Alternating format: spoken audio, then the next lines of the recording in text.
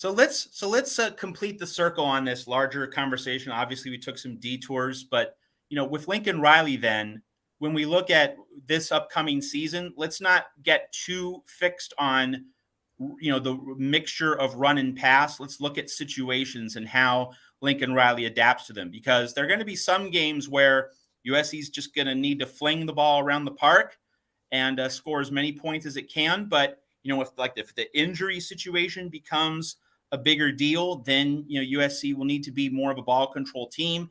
And the way USC plays a team like Oregon State is going to be different from the way USC plays Washington State. Like Washington State's going to throw. Cam Ward, that's going to be a pass-centric team with a pass-centric offense. But Oregon State likes to run the ball. So there will be a need. Certainly, if USC is able to avoid falling into an early 10-point deficit, which is going to be very important in that game.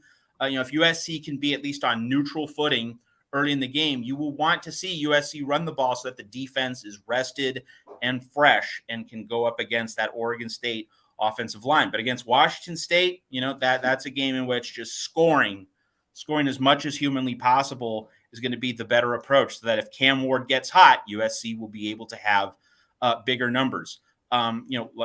One of my colleagues at Gannett, USA Today, the larger corporate umbrella, which is part of Trojans Wire, the College Wire network, he released his list of the top 10 running backs. Now, Travis Dye is a really good running back, but he's not on it. And that's not a verdict on Travis Dye. It's a verdict on the fact that, Caleb Williams is going to have the ball. And that should be the starting point for the USC offense under Lincoln Riley this season. So when we look at how Lincoln Riley is going to go about his business relative to, what we said about Steve Spurrier, Tom Landry, Lincoln Riley has an agile, supple offensive mind, and he's going to think not in terms of run, pass. He's going to think in terms of, hey, what's my line of attack?